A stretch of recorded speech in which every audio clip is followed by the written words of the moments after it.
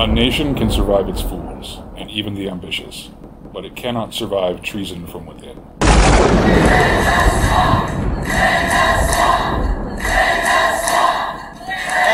been wrong about the wars. They've been wrong about jobs. They've been wrong about everything. The question is, are they stupid or do they have a plan? I actually think for the most part, they have a plan, but some are not too smart. Welcome to the Horrible, Deplorable Show, the anti-globalist, America First program dedicated to dehoaxing the media and destroying the narrative. Here's your host, the founder and editor of the Daily Stir, Matt Wingard. Welcome to the Horrible, Deplorable Show. My name is Matt Wingard, and with me, as always, is my good friend Doris. Hello, Doris. Hello, Matt. And happy Thanksgiving. Same to you. So you can find this episode and past episodes on all of your favorite, or most of your favorite, apps used to listen to podcasts. So that includes YouTube and iTunes, SoundCloud, Stitcher, Pocket Cast. We play on the weekends on the405media.com, Saturdays and Sundays at 5 p.m. So before we get to the Thanksgiving stuff, I want to just deal with some of the things that were in the news over the last week. And I think that the hysteria over sexual harassment claims is probably the most interesting thing over the last week. This Prairie Fire, as I've described it, this mob mass hysteria, is just picking up steam as we go along. And I think the most interesting development is, of course, that there are all sorts of elements of hypocrisy that begin to show themselves as this moves on, because a lot of it is just driven by power and politics. And thought I saw feminism begin to swallow its own tail this week when I read a story about the Girl Scouts encouraging parents not to force daughters to hug relatives over Thanksgiving. Because if you force the daughter as a child in exchange when she receives a gift or something to give physical affection, that somehow you're training her as an adult to trade physical affection for gifts in the future. It was bizarre in the extreme. And the second time the Girl Scouts have been mentioned on this program in the last few weeks, which is not always a good thing. And it got me to thinking, Doris, about how feminism has done almost a 180-degree turn in the last few weeks. I'm born in 1973, so I don't know anything other than the feminist movement and all of their arguments for equality and all of the rest. And the messages that I absorbed as a child and as a teenager and as an adult, and that they, for the most part, keep pushing, is this idea that women are just like men. Women want sex just as much as men. Anything goes as far as sex and sexual depictions out there in the mainstream media. Women own their sexual power. I'm thinking of the show Sex and the City that was on in the 90s. Ironically enough, a show written by gay men in which I think they just essentially wrote it as if they were gay men and then just changed them all to women and had women play them. If you watch the show with that understanding, it makes a lot more sense. And of course, this idea of the kick-ass woman, from Laura Croft to Atomic Blonde, we see this, we're just inundated with it in the movies on a constant basis, this idea of the 130-pound woman who can take on the 250-pound muscular man, the hitman or the bodyguard or whatever, and she has absolutely no trouble bringing him down. And this is the message that feminism has been sending. These are the messages that feminism has been sending for decades. We're the same. We can do everything men can do. We deserve to have our sex ignored, essentially, and to be totally in the world like men in every way. But what I feel like we've been getting from this hysterical reaction to charges of sexual harassment and rape and all sorts of horrible things in the workplace is this idea that women are being preyed upon, that they're helpless against strong, dominating men, that they need special protections, that women are a special kind of human being that never lies or manipulates on the subject of sex, that women need to be protected from men, from sexual conditioning, from sexualization. And I'm just, like, my jaw is just falling open watching this, because it is, of course, I'm the person that talks about 180-degree tactics. So yes, I'm making an argument that a lot of this isn't sincere, because they've had absolutely no problem in the last few weeks in completely turning everything they've claimed they believed about women on its head. And it's interesting because the list that I just gave, as I was writing it last night, it strikes me that it sounds a lot like Puritan values about women, and it sounds a little bit like Sharia law that the Muslims profess, right? These are, whether you look at Christianity in the past, the most hardcore Protestant elements, or even Catholicism way back, or Sharia law now, embedded in them is this idea that women have to be protected from men, and that there's something about them that is naturally sexual, and that's why they have to be covered, and they have to be segregated, and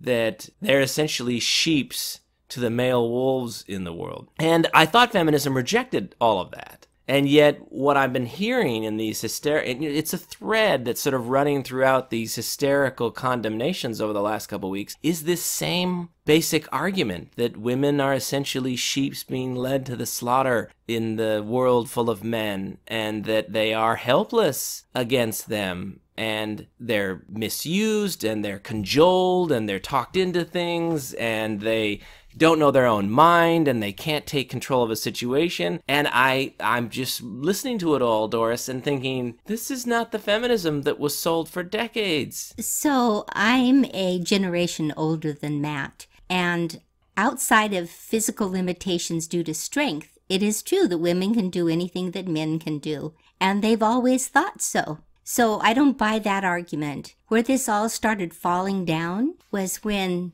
even high school girls started wearing provocative clothing, and then they don't want men to touch. And they've always been able to say no, and if they didn't have the courage to do so, they should have. So I'm not buying all of this, that I'm harassed.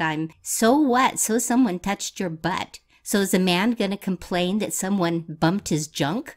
Okay, Doris. Well, I mean, just again, I have trouble believing that it's all sincere because, and you've heard me on this podcast before talk about 100-degree, 80-degree tactics. I don't, after years of being involved in politics and watching this now, I'm 25 years into being sort of very intimately involved in politics. I have trouble believing almost anything that the left claims that they're hysterically angry about. I just think it's all tactics. And it doesn't help them to convince me that I'm wrong when we've had in the last 48 hours a representative from Texas, Joe Barton, who had a nude that he'd sent to a woman released. Now, this was a consensual relationship when he was separated from his wife, and he shared this nude with her privately, and she is unhappy about how the relationship ended, and so she has released this. Now, he's a congressman, but, I mean, as someone who used to be an elected rep and who understands that you lose almost all your rights to be defamed when you're out there in the public, and that's not an encouragement for good people to run for office if you're wondering why they don't.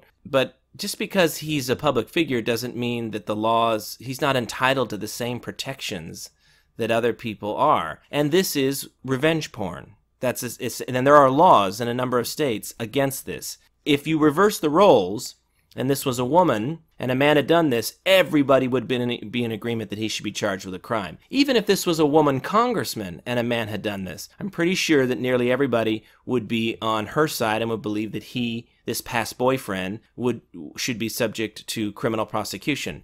But somehow, because it's a woman who's a disgruntled girlfriend releasing this picture of the big, strong, powerful man in public life, the liberals were all basically laughing it off and almost angry that he would have suggested to her that he would tell the police if she released it, which is his right. It's your right to say, if you commit a crime, I will report you to the police. And yet you had the Washington Post running a headline claiming that he tried to intimidate a woman. That's not what happened. He matter-of-factly told her, if you release this, that's a crime, and I will report you to the police. And when I hear this whole story, again, it's just reinforcement for me and my belief that the left does not believe in these things. You're telling me that they have a sincere belief that revenge porn is wrong when they want to apply it only in some cases and not in others? That they have this sincere belief that sexual harassment is somehow a big deal and wrong when they let Bill Clinton, run wild in the White House, and they made excuses for him because they wanted his votes, and now we're supposed to believe they care, or that now that they say that maybe, yeah, he should have suffered consequences, when that costs them nothing to do because he's long out of office. But you got a perfect real-time example when we had this, they went wild about Judge Roy Moore, and then within days, Al Franken has now 3 accusers, and most of them don't think he should resign. So they don't mean it. I don't believe they care about these things. I really don't. I never did. I think it's all tactics. It's all a tool they can pick up to try to gain power or to move people they oppose out of power. It's all it's ever been about. I'll give you another example. So this is just how an example of the brave new world of feminism and what a joy it's going to be to live inside of it. So there's this feminist author, Emily Linden, who wrote on her Twitter page, and I will read it verbatim. Quote, "Here's an unpopular opinion. I'm actually not at all concerned about innocent men losing their jobs over false sexual assault harassment allegations. First, false allegations very rarely happen, so even bringing it up borders on a derailment tactic. It's a microscopic risk in comparison to the issue at hand, worldwide systemic oppression of half the population. And more importantly, the benefit of us all getting to finally tell the truth, plus the impact on victims, far outweighs the loss of any one man's reputation. Sorry, if some innocent man's reputations have to take a hit in the process of undoing the patriarchy, that is a price I'm absolutely willing to pay." End quote. Of course, she's not going to pay that price. She's volunteering a lot of other people to pay that price. But it's really difficult to maintain the high ground that you are a victim and you are subject to oppression when you make it very plain that your entire goal is simply to become the oppressor and to victimize the people you've identified as your victimizers. There's no moral high ground in that. Now, she may very well be sincere. And while I don't share her view, even assuming for the sake of argument that she's correct about the past being horrible and that once they get in power, they're going to do it to their victimizers. Okay, but then this just becomes a power struggle. If you're basically saying my opponents are evil and they do evil things, and when we take power, we will be evil and we will do evil things to them, why should anybody support your cause? What makes your cause and your desire to be the new oppressor any better than the previous oppressor? You have no moral high ground, and everything then just becomes a straight political battle of we've got the power, you believe we've got the power, and we're not going to give it up. We're going to keep you down. Because, this is basically the fight of dictators. If you're a dictator and you're in control of a country and some general says, I'm going to overthrow you, and when I get power, you and all your family are going to die, well, you're basically motivated to do any evil act to try to keep that person from coming to power. It's just a slugfest between dictators of who gets to rule over the others, and that's what Miss Emily Lind is simply saying. Now, I don't happen to agree that she's right about her own oppression, but what she's being very clear about is that she intends to be she claims there's a dictatorship that she's oppressed by. She's wrong about that.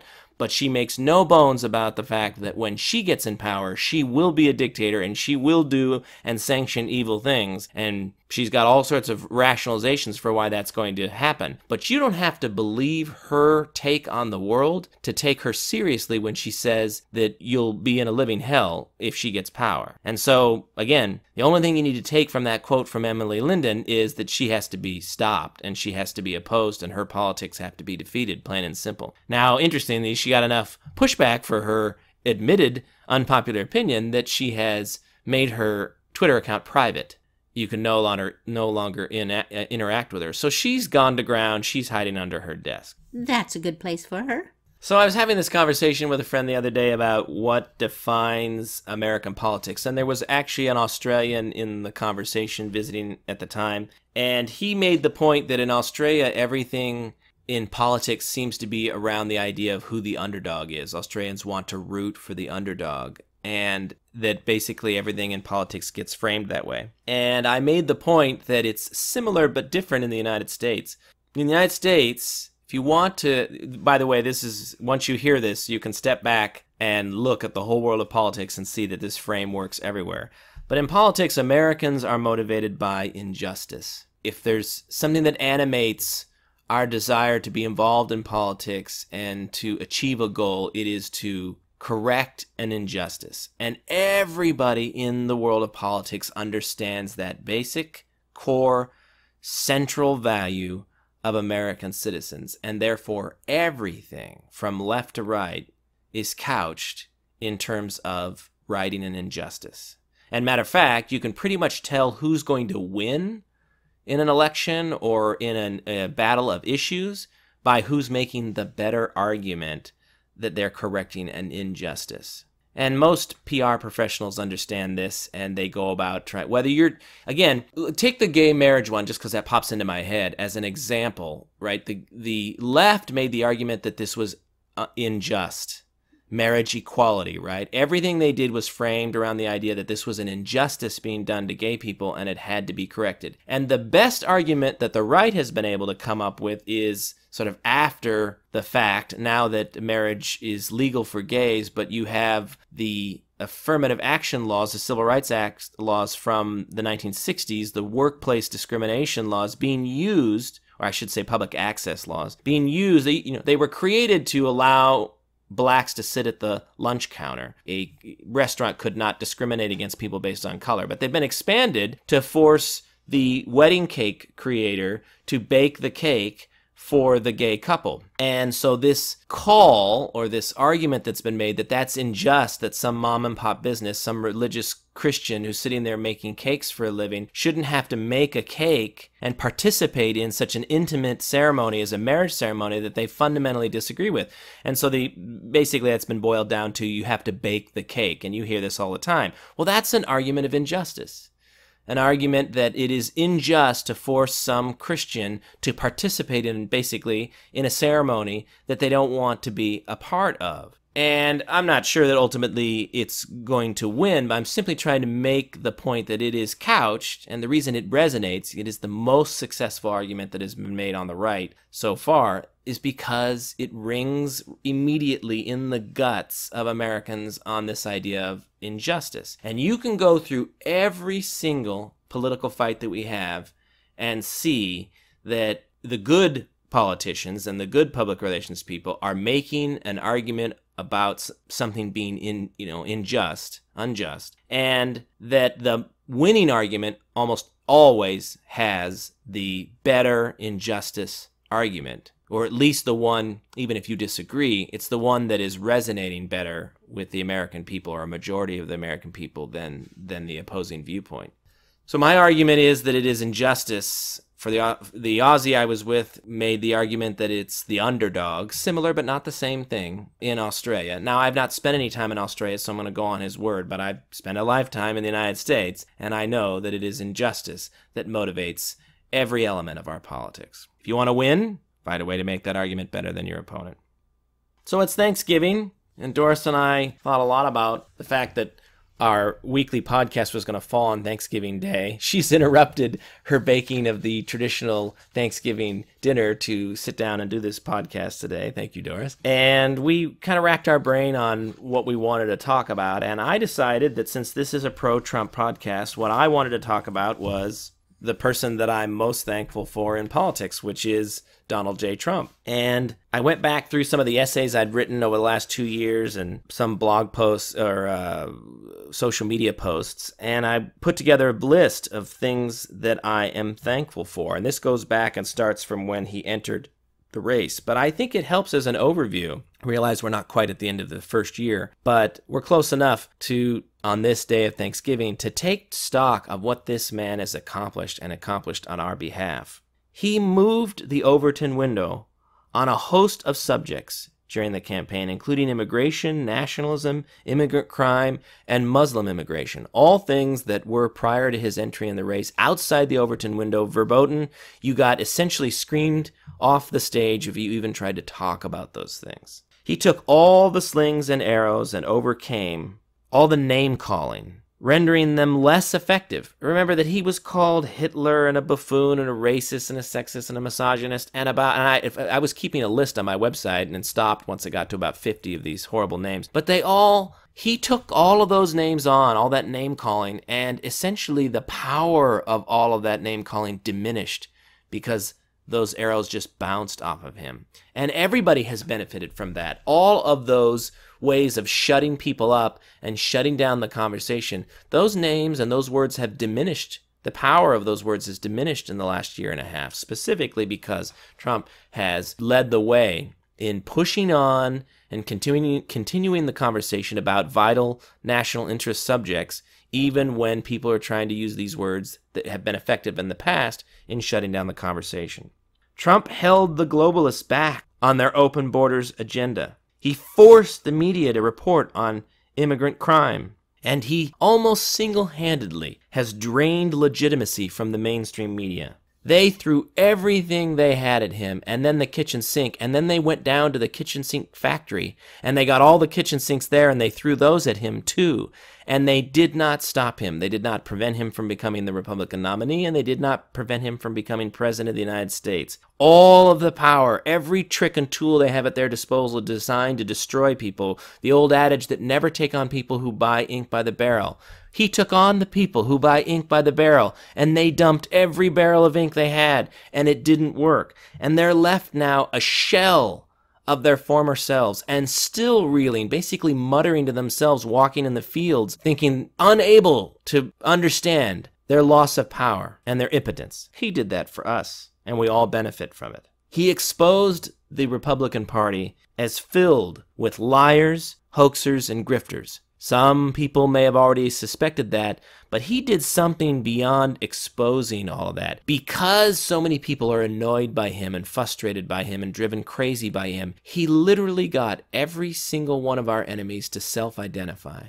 No one could hold back and lay down underground and wait in a tunnel until it passed. Every single one of the liars and the hoaxers and the grifters took to Twitter, took to their blog posts, took to the television cameras to denounce him and to claim they would never vote for him and to participate in #NeverTrump. And they all painted dots on themselves so that we know who they are, from Bill Kristol all the way on down the list. And so now we know who has to be expelled from the party and who has to be defeated. They didn't hold any troops back, and Trump did that.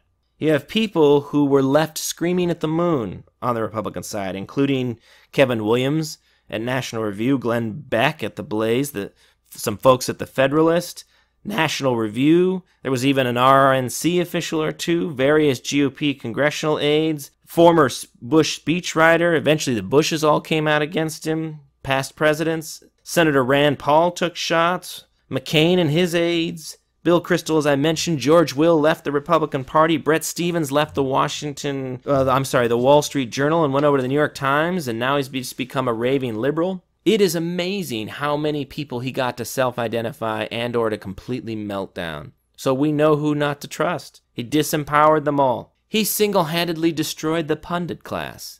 Before the election, they had predicted that he couldn't win, and they had all this gravitas around them, or there are all these talking heads on all the cable shows, and they had all their phony polls. He gutted all of it.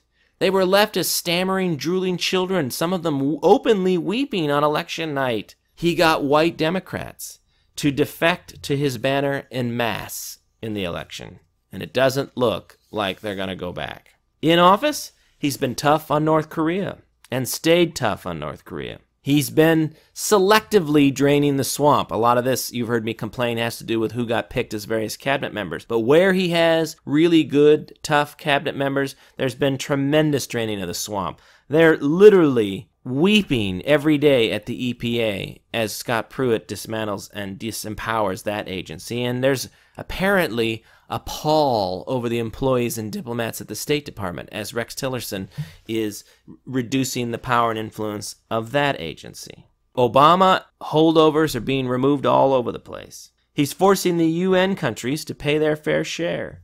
He exposed all the cop-hating NFL players like Colin Kaepernick and many others over at the NFL. And he forced everyone, again, to identify themselves as somebody who respected the flag and the national anthem and honoring our veterans and those kinds of ceremonies that are important to knitting us all together as one people. And by bringing that controversy to the forefront, he got every American, at least certainly among the elites, to identify as to whether or not they thought those things were important or not. He exposed all the globalist Republicans like McCain and Flake and Corker, none of whom is going to be there in 2 years. Refugee numbers are down, which is enhancing our national security, and the extreme vetting has been increased. He got us out of the Paris Climate Accord, which has increased the United States' economic advantage. He rolled back diplomatic relations with Cuba, which has weakened their ability to support Venezuela. He is slowly dismantling the Iran deal, which is giving room to the Saudis to make some common cause with the Israelis and to reform and push back on the extremism, which they share some of the blame for, in the Mideast. That's still in the very early processes, and we'll see how it plays out over the next year or so. And then he pulled us out of the TPP negotiations, reestablishing U.S. trade leverage, including in other things like NAFTA, where the conversations are ongoing. He decimated ISIS, and he saved the Supreme Court of the United States from going over to liberal control. Stock markets are at an all-time high. We have the lowest jobless claims since 1973. $6 trillion has been added to the economy since the election, and 1.5 million fewer people are on food stamps. Consumer confidence is through the roof. That's just a small list of the things that President Trump has accomplished since he walked onto the political stage. Back in January 28th of 2016, while he was still fighting for the nomination, I wrote an essay that I called, it was an endorsement of Donald Trump, and it was titled Donald J. Trump Lion. I want to read a passage towards the end of that I think is still appropriate today, and it's worth thinking about on Thanksgiving. And it was a section I called His Life, His Fortune, and His Sacred Honor. Quote, only Trump has incurred tangible, significant costs for standing up for conservative principles. Every GOP candidate for president in your lifetime has benefited financially from running, win or lose. The same is true for every candidate running this year, except one. Trump has lost hundreds of millions of dollars in business deals, permanently damaged his business relationships with liberals, and marginalized himself with the mainstream media. In short, Trump has risked far more personally than any GOP candidate in modern history. Without a doubt, Trump has a personality and an approach to politics that is jarring to some. However, we don't believe a more orthodox candidate could have achieved any of this. In the face of everything we've outlined, for any conservative to complain about Trump at this point is to nitpick, to be your own worst enemy, and to prove that conservatives will never miss an opportunity to miss an opportunity. End quote. I stand by it today, and I'm thankful that the President of the United States is Donald J. Trump. You know, retailers are desperately trying to lure holiday shoppers. Walmart is throwing 20,000 parties in November and December. Sears is putting its entire store on sale for the month of November. Macy's has a Samsung pop-up store in its flagship New York City location and virtual reality headsets for furniture shoppers in some stores. JCPenney is giving coupons worth up to $500 when they shop in stores today on Thanksgiving. All of this is for what? It is to combat the Amazon effect. Last year, half of all Christmas gifts were purchased on Amazon. I pushed out an article on social media about a week ago. Some pundit had made the comment that Amazon is like the Death Star and every retailer's like all of these planets, and it's just inching up on each one to destroy it. And it's an interesting image because I think it's correct. Amazon has the potential to become far bigger a behemoth than anything we've ever seen when it comes to Standard Oil or even the market domination of Microsoft or Google. Slowly but surely, Amazon could end up dominating the retail space, which is literally the economy. And if they're controlling, just as a projection, at some point 60, 70, 80% of retail commerce, that makes them the most powerful entity, not only on the planet, but that the world has ever known. Well, they've bought Whole Foods, you know, and so they're starting to display Amazon products at Whole Foods stores. And so we had a discussion a few weeks ago about what are we going to do with all these shopping centers that are going to close down because everybody's buying online. And one of the latest ideas I heard is they're all going to turn into entertainment centers with a place to take your children to play and to trampoline and movie theaters and dining establishments. And it's just that's going to replace shopping. Well, they certainly have the space at malls to do that, so we'll see. And now your poem? Okay, on a lighter side for this Thanksgiving Day, here is a popular poem for you. May your stuffing be tasty, may your turkey be plump. May your potatoes and gravy have nary a lump. May your yams be delicious and your pies take a prize. And may your Thanksgiving dinner stay off of your thighs. On a serious note, what we should remember today is that no matter our political party, we should all take time to offer thanks for living in the best country in the world and focus on our bounty and not our differences. I saw 3 movies in the last week. The season is here when the better movies start to arrive in the theater, and so maybe we'll have more than one review. Doris and I saw 2 of the 3, so I'll start with the one that I saw with another friend, Justice League. Now, this is a franchise that a lot of people, especially in the critical world, love to hate. The Warner Brothers DC Comics, this is the 5th installment. The others were Man of Steel and Batman vs. Superman. Then there was Wonder Woman and Suicide Squad, and now Justice League is the 5th movie.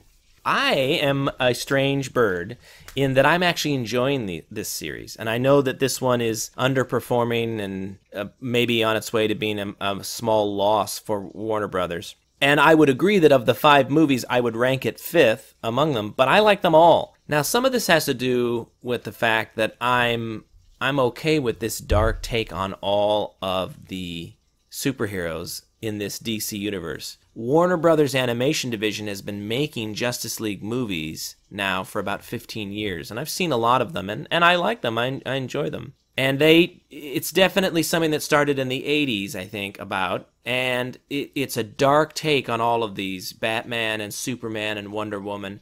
You got a taste of it in the Dark Knight trilogy that Timothy Nolan did, but essentially DC has allowed all of their superheroes, even the ones you kind of think of as bright and shiny like Superman and Wonder Woman, has allowed them all in their comics for many decades now to be in a much darker universe. So I'm already accustomed to that, and I don't have any problem with it. And I've been enjoying these films. I know a lot of people hate on Ben Affleck playing Batman. While I sometimes enjoy him in movies, I thought he was great in The Accountant, and in other times I think he's miscast. I happen to think that he's doing a perfectly fine job playing the Bruce Wayne character. He's got the square jaw and everything for the role. So his participation in the franchise is not bothering me at all. So I'm enjoying them.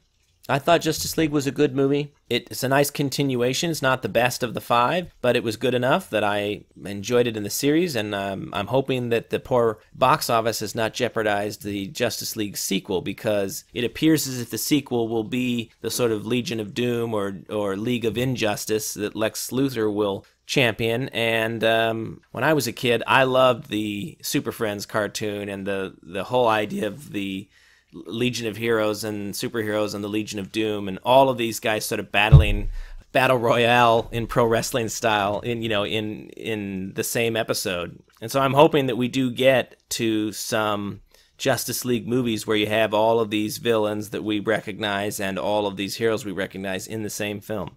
So what rating would you give it? I would give it a B. I think I would give it a B.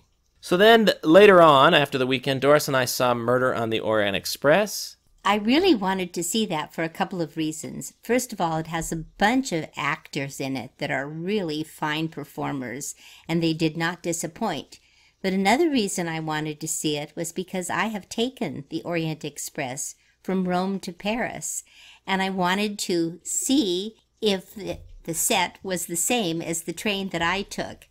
Something interesting from my trip there was whenever it was time to get up in the morning, you had your purser open your door and wake you up, which was really interesting. But for the movie, I thought it was very good, and I really enjoyed it. This is a Kenneth Branagh movie directed by him, and I think maybe written for the screen for him. It's based, obviously, on an Agatha Christie novel. It appears there will be a sequel, Murder on the Nile, Death on the Nile. I guess that's the name of the book.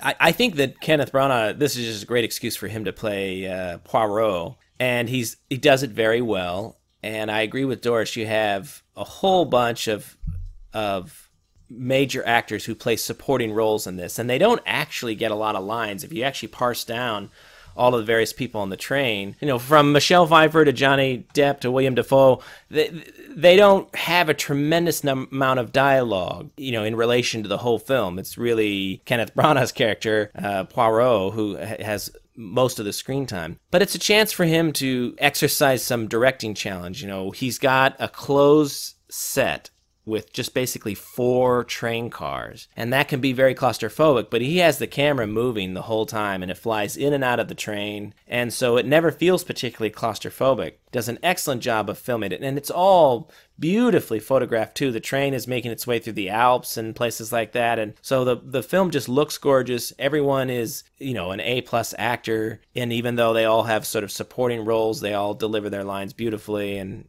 it's executed flawlessly, really. And the costuming was wonderful, right on for the period.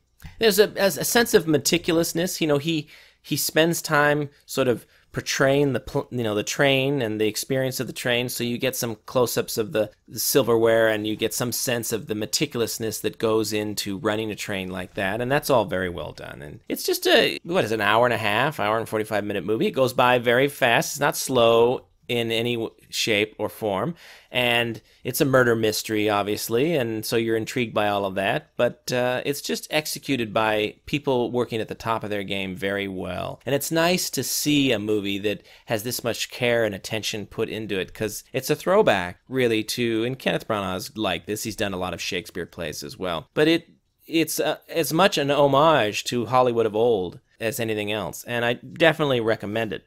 The last movie that Doris and I saw was Wonder, which is this movie about a child born with some facial deformities who is now getting ready to go into middle school. And it takes place in New York City, and it stars Julia Roberts as the mother. And, you know, I'm shades of Mask. Years ago in the 80s, there was a movie with Cher, and it was called Mask, and it was about a kid who had kind of this elephantitis issues in his face, and so he had a very large, disfigured face. And I remember Elephant Man, which is a great movie with John Hurt, a David Lynch movie. This was much more of a family film, and it's geared towards the whole family, based on a book. And the kid, the little actor who plays the kid, does a fantastic job. Matter of fact, there's 2 or 3 child actors who do pretty good job in the film. And it's just basically kind of a coming-of-age movie with a strong storyline of anti-bullying, which I actually thought was the weakest point. Not that I minded them addressing the issue of bullying. Just something about the bullying that was taking place didn't ring honest or true to me. I just felt like it was a little bit overwrought, that it was sort of in there as a way to kind of make this movie a little bit about being anti-bullying. And I have a sense that this movie is going to get used throughout the years in schools as a way to teach about anti-bullying behavior. And so that part just didn't feel as genuine in the film as a lot of other moments that were. But it's a good movie. I give it a B+. And probably the reason why the B+ only is partly that one element with the one bully that just didn't quite work for me. It just felt a little forced.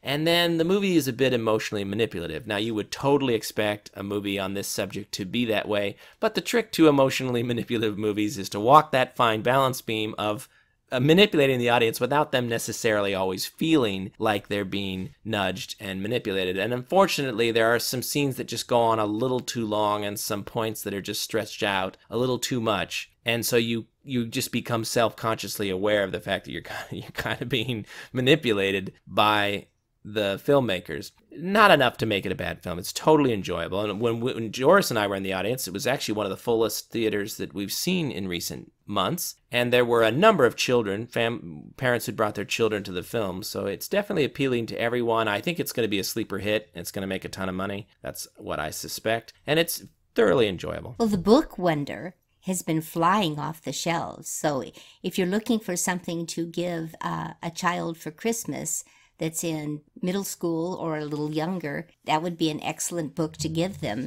I would give it an A- simply because I think it's the best movie out, the best family movie out this year that wasn't a cartoon.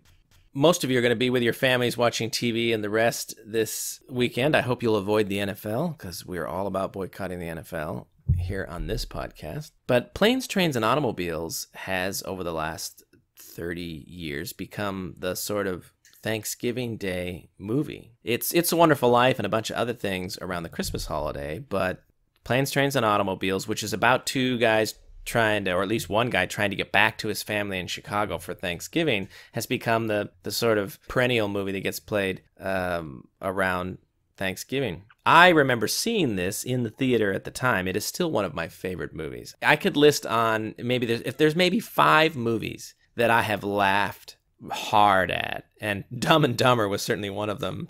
Talk about embarrassing stories. That's a one for another day about one of the most unsuccessful dates in my life due to Dumb and Dumber. But Planes, Trains, and Automobiles, I remember just laughing uncontrollably in the theater. I just thought that movie was so funny. And it's, almost everyone has seen it. It was the only time that Steve Martin and John Candy were paired in a movie. It's a John Hughes movie, so although he's known for doing a lot of comedies, it was a bit unusual for him because he did a lot of teen comedies, from Uncle Buck to 16 Candles to a lot of other things. And here was a movie that had no teenagers really in it at all, and was about 2 men. Del Griffith was the shower curtain ring salesman, right? So they're in New York City, and he's trying to get, Steve Martin's character is trying to get back to, he's an ad salesman, and he's trying to get back to Chicago. And the plane is delayed, and then ultimately rerouted to Kansas or somewhere, Topeka, somewhere around there. And they end up having to basically take every form of transportation in order to try to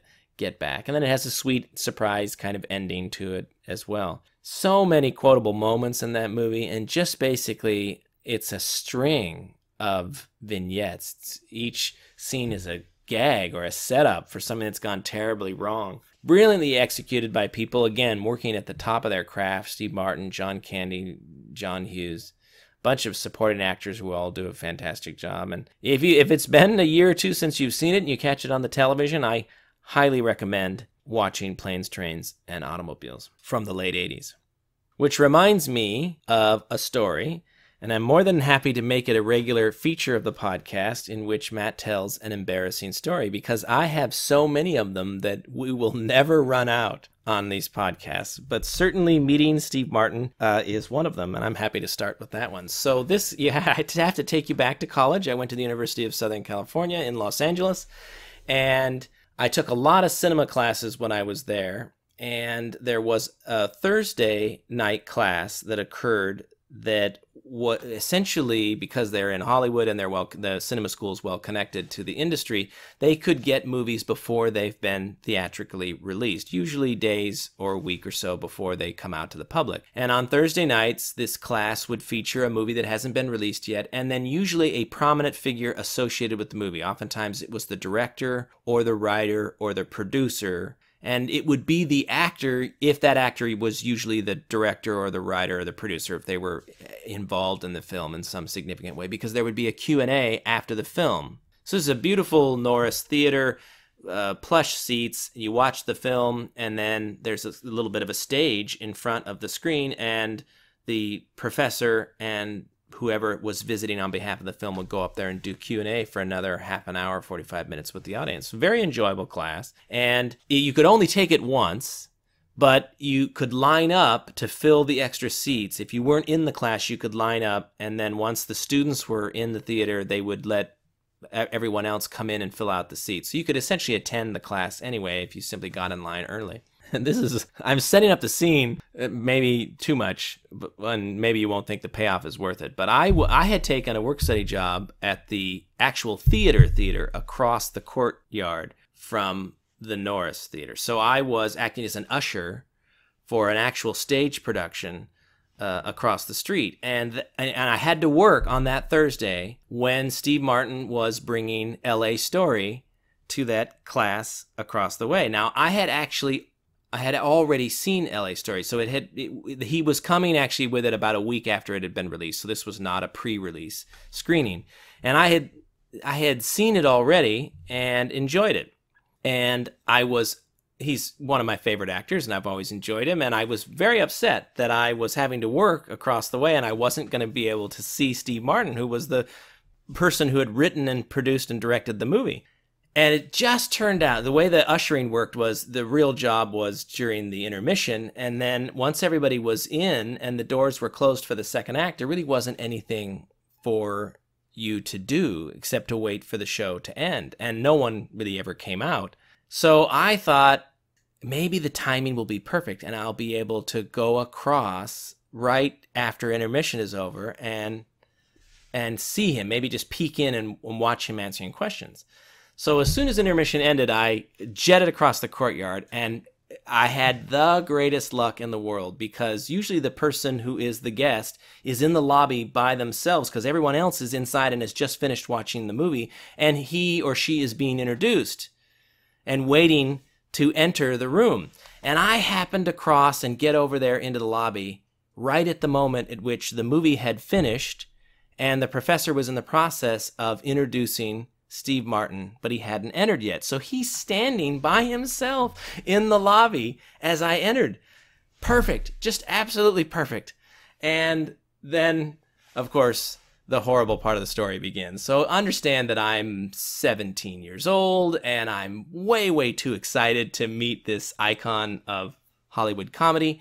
And I just begin talking at 1,000,000 miles an hour. I just start talking, and his eyes are just getting wide because I may be talking too fast for him to even figure out what I'm saying.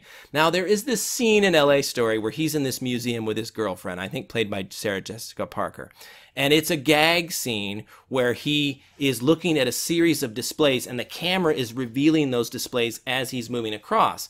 And he says, oh, look, Beethoven's ear, and there's a human ear sitting in there. And then there was some second thing, I don't remember what it was.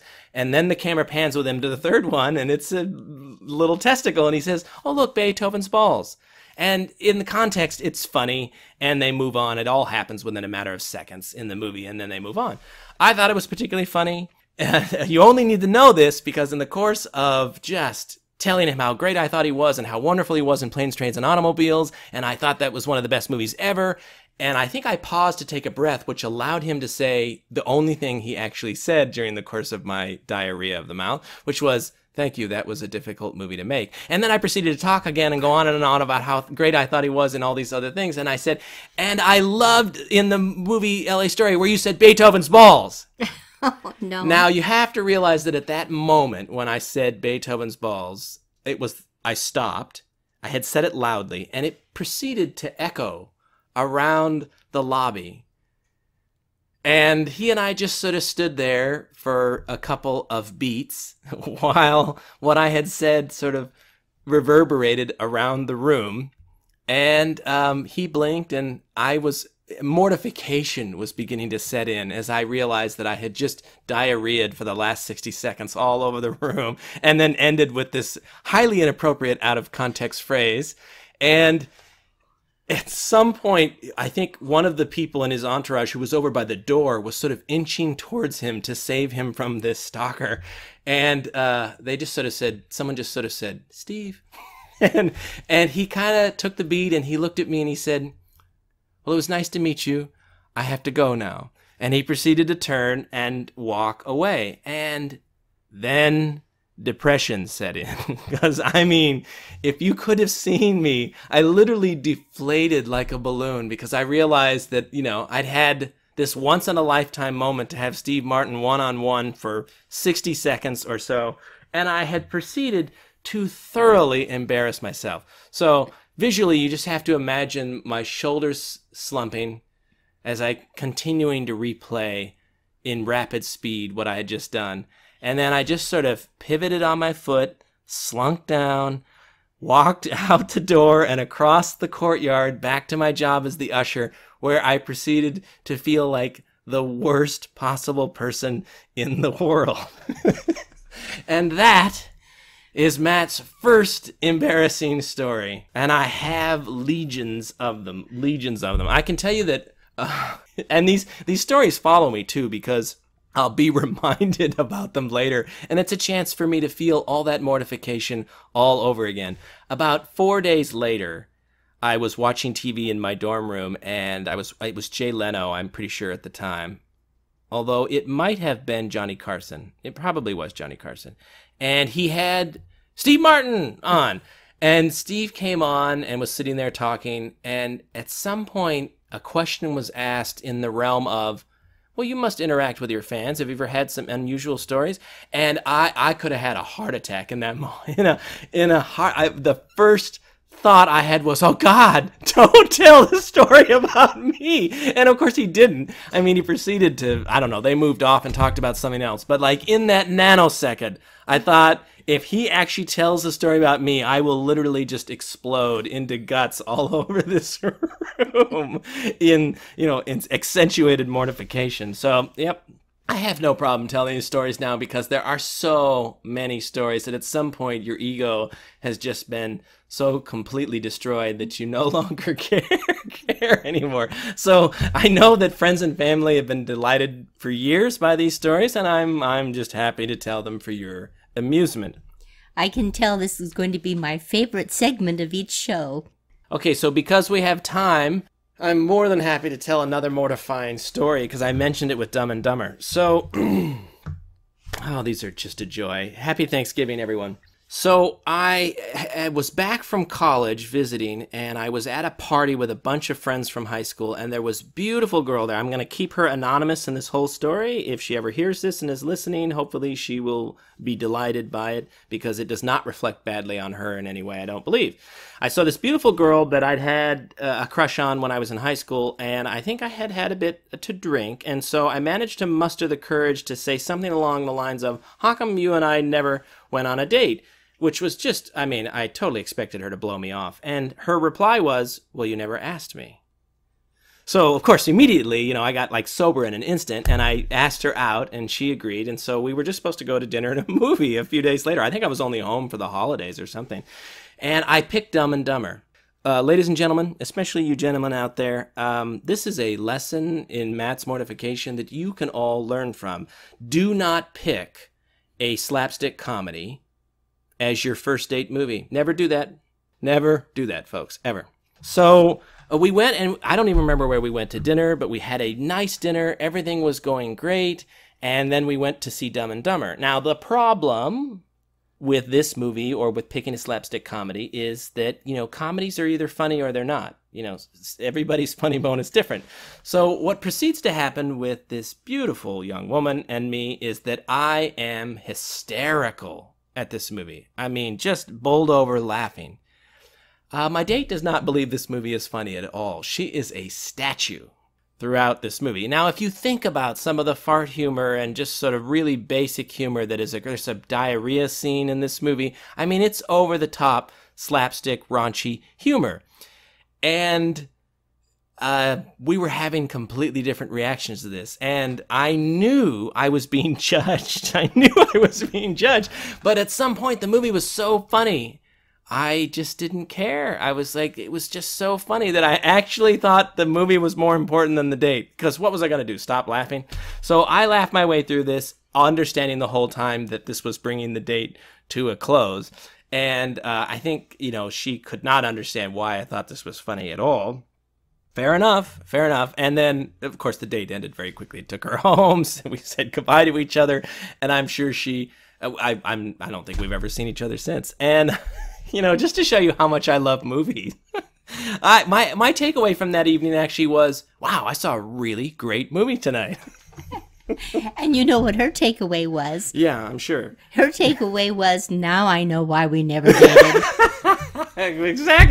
Exactly. So, I mean, that's fine. We all learned lessons that night.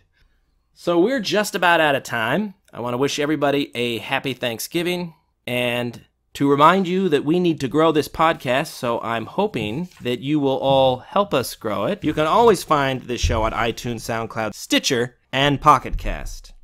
Trump supporters, you are not alone. Happy Thanksgiving, Doris. Happy Thanksgiving, Matt.